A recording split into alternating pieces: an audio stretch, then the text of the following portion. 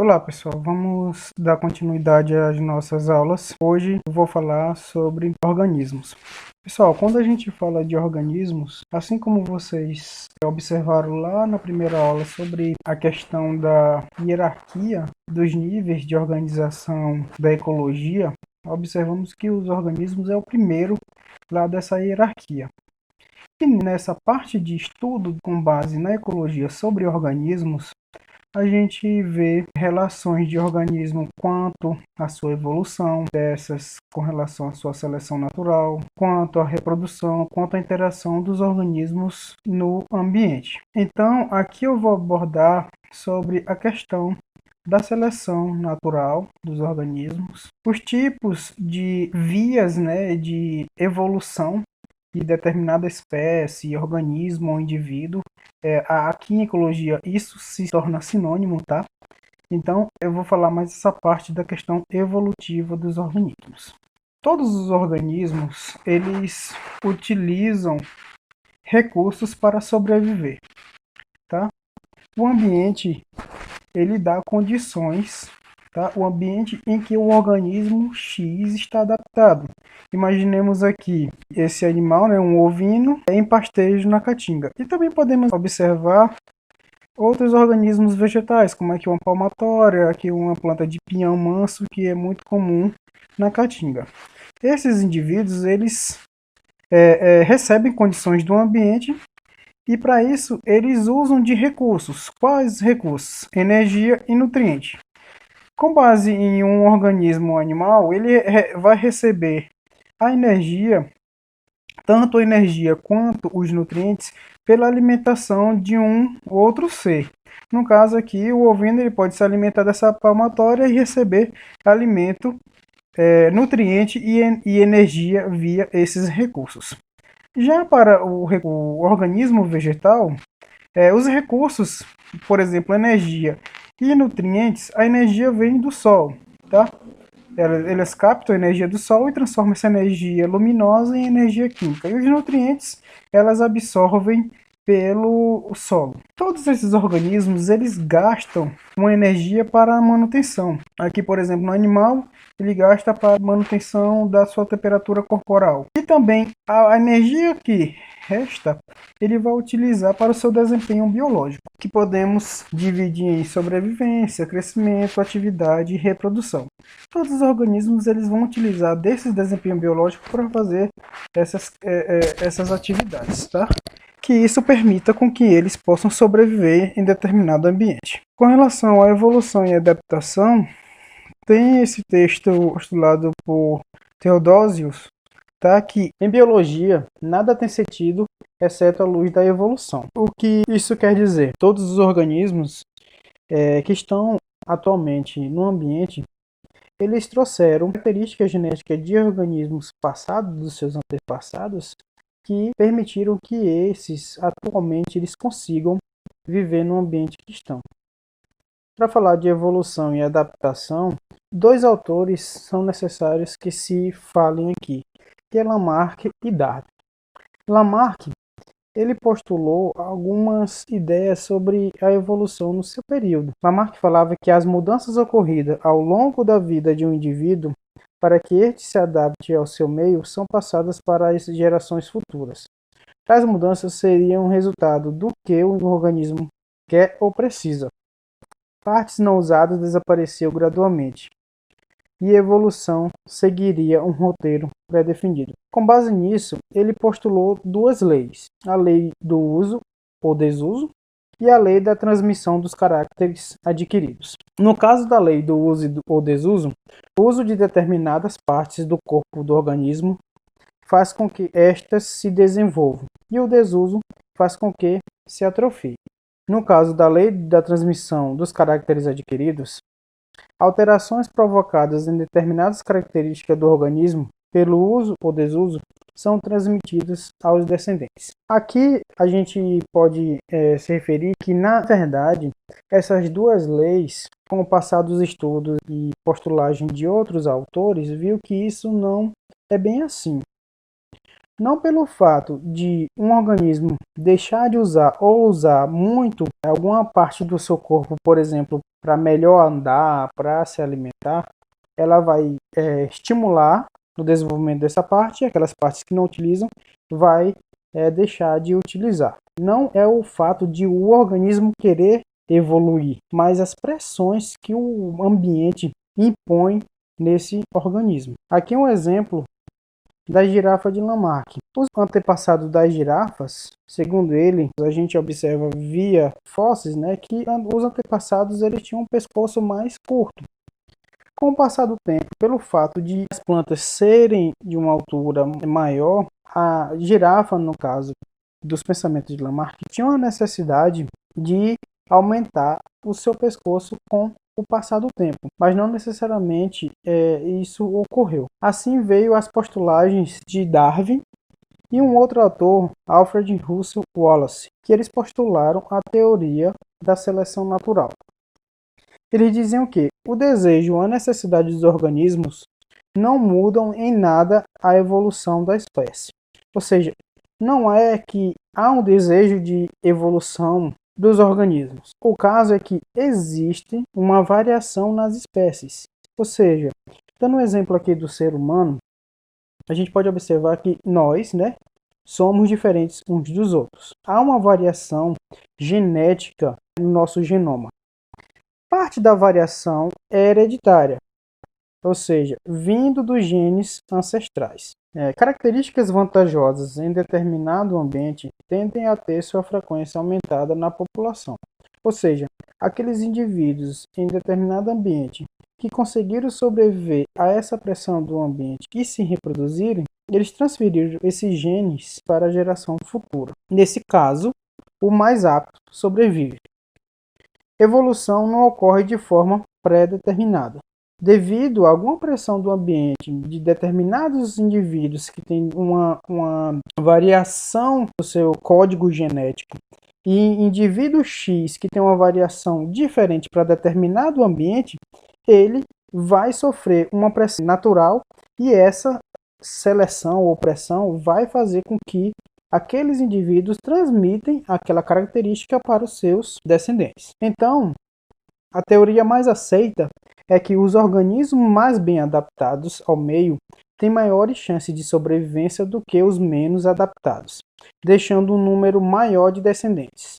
Os organismos mais bem adaptados são, portanto, selecionados para aquele ambiente. Então aqui podemos observar que há uma variação com base nesse exemplo de Darwin de animais, ou seja, no tempo já tinha animais com pescoços menores e animais com pescoços maiores. Aqui um exemplo da girafa, Aqueles animais que tinham pescoços menores, eles não conseguiriam alcançar aquele alimento, que era um alimento mais rico em nutrientes e que permitiam a sua sobrevivência, e morriam. Aqueles indivíduos que tinham pescoços maiores e conseguiam se alimentar, eles iam se reproduzir e transferir aquela característica favorável para a sua sobrevivência para os seus filhos e filhas. Entretanto, Lamarck e Darwin tinham pensamentos parecidos. Espécies mudam gradualmente ao passar do tempo. Isso, de fato, há uma mudança gradual ao passar do tempo. Eu digo esse tempo, não necessariamente tempos pequenos, tá? Mas tempos um pouco longos. E a vida evolui de uma forma mais simples para uma mais complexa. Aqui essa ilustração mostra bem como uma célula procarionte ela se desenvolveu em uma célula eucarionte. Ela não tinha um envoltório celular no seu DNA e com o passar do tempo, indivíduos foram fagocitando as membranas externas e criando um envoltório nuclear. Estruturas que compactassem o seu núcleo, que envolvessem seu núcleo.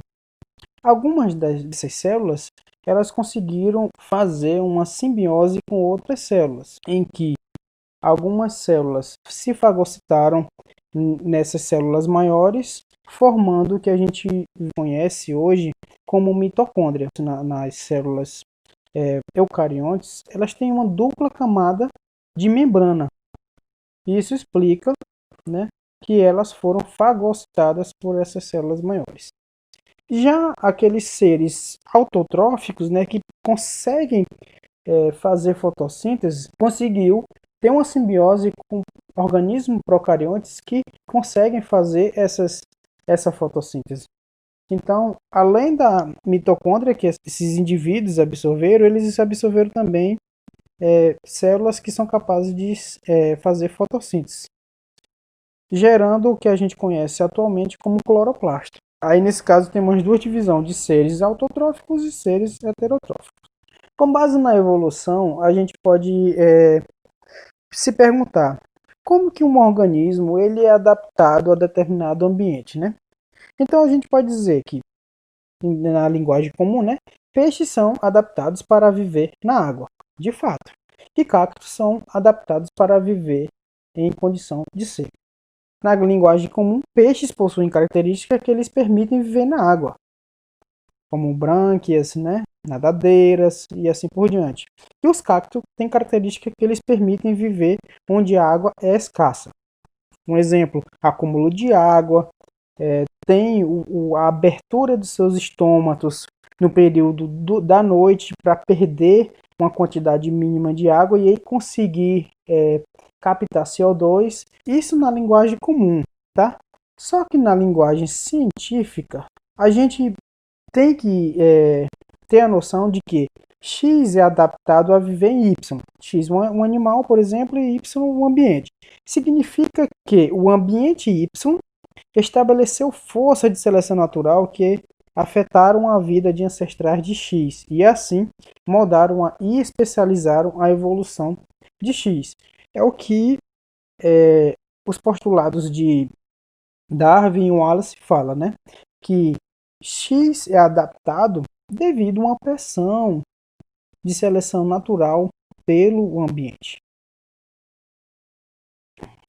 E quando a gente fala de evolução e de adaptação de um organismo a um determinado ambiente, nós temos que falar de genótipo e fenótipo. O fenótipo é a expressão externa do genótipo de um indivíduo, tá?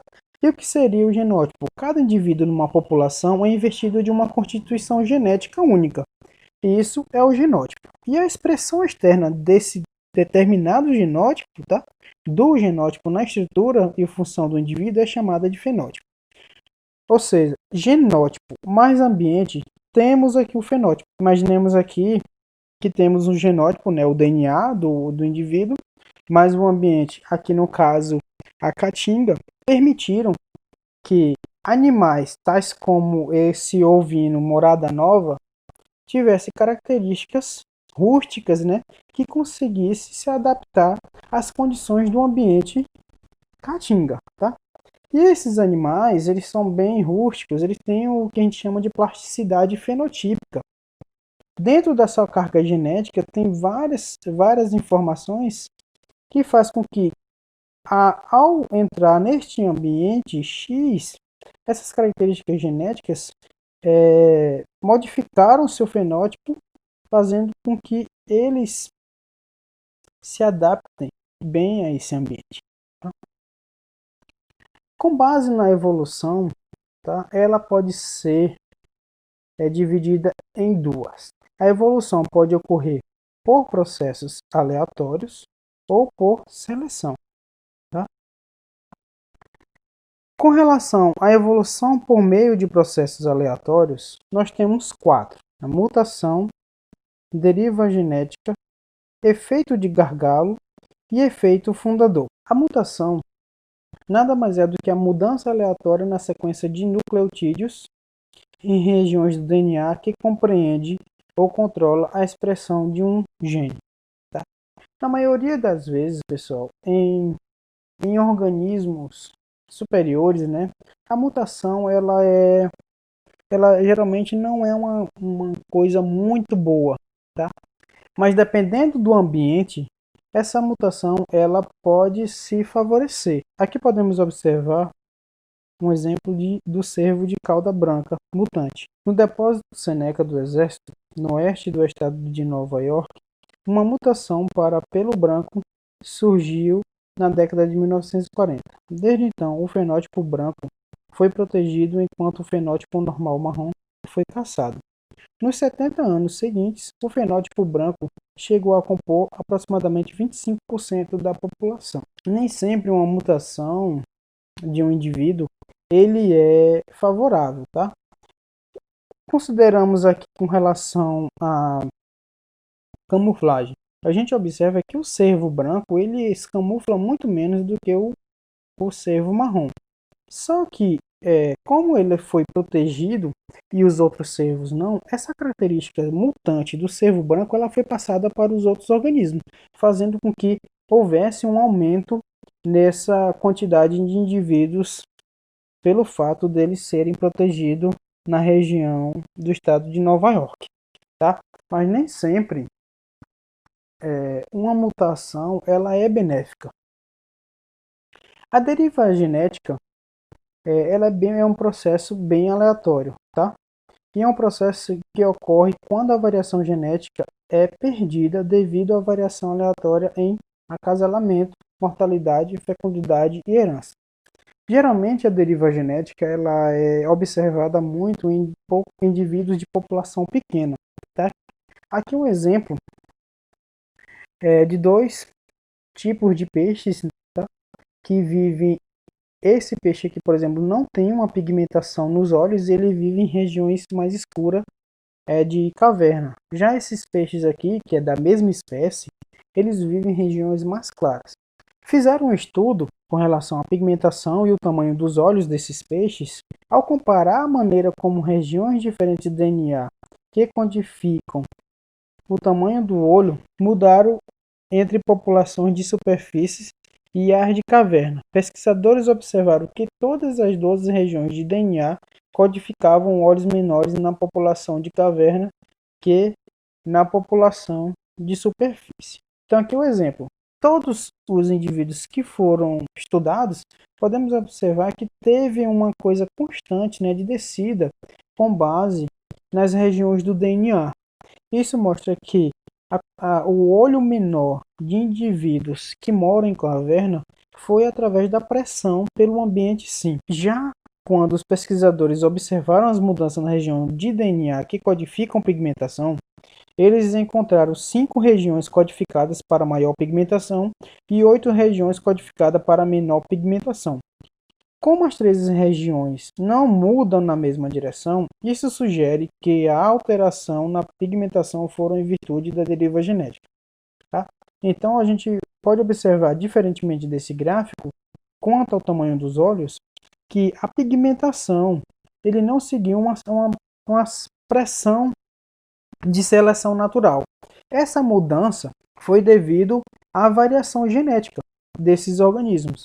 Entretanto, os organismos que vivem realmente em caverna, eles têm uma menor pigmentação dos olhos, mas isso não foi em si pela seleção natural, mas sim pela deriva genética em que aqueles organismos que já tinham o gene para a pigmentação mais clara conseguiram se reproduzir e transferiram essa característica para os demais, aleatoriamente, mas que fizeram com que eles pudessem ter essa característica em ambiente mais escuro. Tem o efeito de gargalo, tá? Que é uma redução da diversidade genética em uma população devido a um grande declínio do tamanho populacional. Temos aqui um exemplo da população de tetrais, que é um tipo de ave, tá? Que vive nas pradarias em Illinois e que essa população ela declinou de aproximadamente 12 milhões na década de 1860 para 72 aves em 1990. A gente pode ver essa questão da diminuição do tamanho populacional, um exemplo por caçada, tipo um desastre natural, e que aqueles indivíduos que antes tinham uma variação genética muito grande, eles foram eliminados e restando indivíduos com uma variação genética muito pequena. Essas aves restantes, elas diminuíram sua quantidade de alelos, diminuindo também a sua variação genética. E qual é o problema disso? É que se não há muita variação genética desses indivíduos, há um problema de endocruzamentos, fazendo com que esses organismos eles tenham defeitos genéticos e posteriormente podendo desaparecer do ambiente. É o caso que ocorreu muito com os guepardos, né? Aqueles felinos africanos, o que é o considerado mais rápido do mundo, né? Eles têm um endocruzamento muito grande entre eles. A variação genética desses animais é muito baixa. Quando a gente observa isso, é bem possível que com o tempo esses guepardos eles possam desaparecer. Só vou voltar aqui para mostrar também sobre o efeito fundador. O efeito fundador é quando um número pequeno de indivíduos deixa uma grande população para colonizar uma nova área, levando-os a apenas uma quantidade da variação genética. Um exemplo do aguapé. O aguapé é uma planta, né, aquática que é predominante na América do Sul. Mas a gente pode observar aguapé em todos os continentes. Só que esses indivíduos que foram levados para lá levaram uma carga genética muito baixa. Então, apesar de ter uma carga genética, ao contrário do efeito de gargalo, esses indivíduos eles conseguiram bem se multiplicar nesses ambientes e se reproduzir bem. Entretanto, a sua carga genética é muito baixa. O outro meio de evolução é por seleção natural. Aqui temos um exemplo de indivíduos besouros que têm características fenotípicas para a cor verde e características fenotípicas, aqui por exemplo, de um organismo heterozigoto para marrom. Se observássemos esses indivíduos em um tronco de árvore, que podemos observar, né, que segundo aqui esse predador, né, ele selecionou só aqueles indivíduos verdes. Por quê? Porque era uma presa fácil para eles. Então, esses organismos marrons que têm essa característica, eles vão se multiplicar, né, se reproduzir e passar essa característica marrom para os seus descendentes. Caso esses indivíduos marrom, por exemplo, fossem para um outro ambiente que apresentasse uma coloração contrastante da sua cor, eles poderiam futuramente ser predados e dando característica aos verdes futuramente. Então, esse aqui é um exemplo da seleção natural, em que o ambiente ele tem uma pressão nos indivíduos e aqueles mais bem adaptados conseguem sobreviver. E aqueles que não, devido a um fator X, como aqui no caso a predação, eles não vão passar essas características adiante. Quando a gente fala em seleção natural, é quase impossível não falar das Ilhas de Galápagos.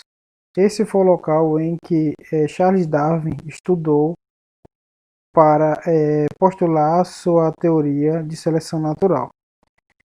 No período do El Niño, as chuvas elas sustentam o crescimento vegetal no arquipélago, em que há momentos de seca e há momentos de seca e momento de período chuvoso.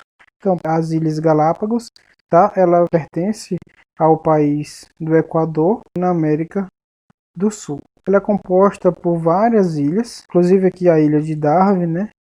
E ele estudou em várias dessas ilhas. E um dos estudos que ele avaliou foi a questão dos tentilhões, o que a gente conhece como os tentilhões de Darwin. Em cada ilha há diferentes espécies de tentilhões.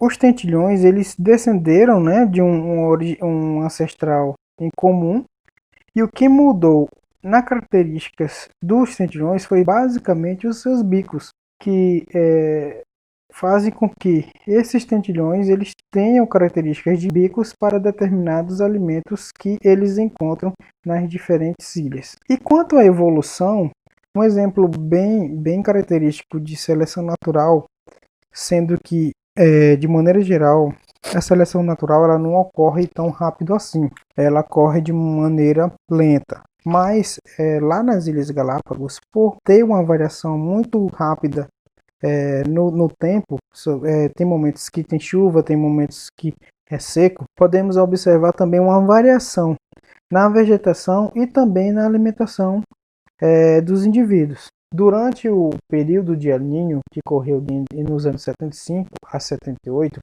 houve uma diminuição muito grande na abundância de sementes e também teve uma diminuição muito grande também na abundância do tamanho populacional de tentilhões. Na figura B, podemos observar que, como houve uma diminuição na abundância de sementes, então teve um aumento na dureza de sementes. Com isso também, o índice do tamanho de bico dos tentilhões aumentou. Aqueles indivíduos que tinham uma capacidade melhor de se alimentar daquelas sementes mais duras, que tinham os bicos maiores, eles conseguiram se alimentar e se reproduzir, fazendo com que aquela característica de tamanho maior de bico dos tentilhões fossem passado para frente. É possível que em outros anos essa variação ela pode ter diminuído pelo fato de plantas começarem a crescer, começa a ter chovido lá e elas voltarem a produzir sementes mais macias, aumentando as características também de bicos menores. Porque essa característica do bico está na genética do animal. Então aqui a gente pode observar como o ambiente ele seleciona aqueles indivíduos mais aptos a viver no ambiente. Outro exemplo bem característico é da mariposa de pimenta Biston betulari. No período do século XIX e séculos depois, no período que começou a Revolução Industrial, antes, nas árvores que não estavam próximos das indústrias, tinham uma ocorrência muito grande de líquens. E tinham dois tipos de mariposas. Aqui uma mariposa e outra também aqui. Uma era de coloração branca e outra que a gente chamava de melânica. Aqui podemos observar duas figuras diferentes. Fora da zona industrial e dentro da zona industrial. Podemos observar aqui que a mariposa branca, ela conseguia muito bem se camuflar em ninques nos troncos das árvores. Já a melânica não. Então eu pergunto para vocês, quem aí tinha uma probabilidade de ser mais predada? A melânica ou a clara? Essa melânica seria uma presa muito fácil para uma ave, por exemplo. Já dentro da zona industrial, ocorre o contrário. A melânica ela tinha uma capacidade muito maior de se camuflar do que a outra, tornando essa aqui, a clara, uma presa muito fácil para ser predada. Então a gente pode observar aqui que devido a uma mudança no ambiente, muitas dessas mariposas claras elas fossem predadas nesse ambiente dentro da zona industrial. Então, houve uma pressão de seleção para esses indivíduos. Pessoal, além da seleção natural, a gente também tem a seleção artificial. Comparando as duas, qual a diferença entre uma e outra? A seleção natural ela tem a vantagem reprodutiva de indivíduos nas condições ambientais presentes, não predeterminadas. Já a seleção artificial ela é intencional e a gente seleciona organismos com características desejadas. Um exemplo bem interessante são os que os zootecnistas fizeram e os fitotecnistas também fizeram, né?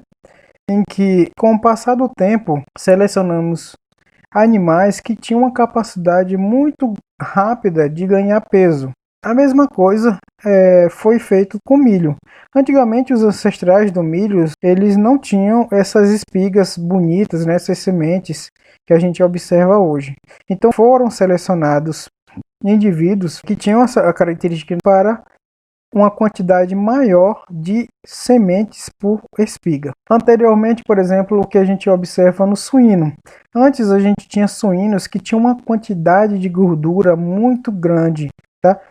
Uma gordura corporal. Atualmente a gente tem indivíduos com uma quantidade de gordura muito menor comparados aos de antigamente. Temos aqui indivíduos que têm menos 35% de gordura atualmente. E tudo isso foi graças à seleção de indivíduos que apresentassem uma conversão alimentar mais rápida, só que essa conversão alimentar não em termos de gordura, e sim de proteína.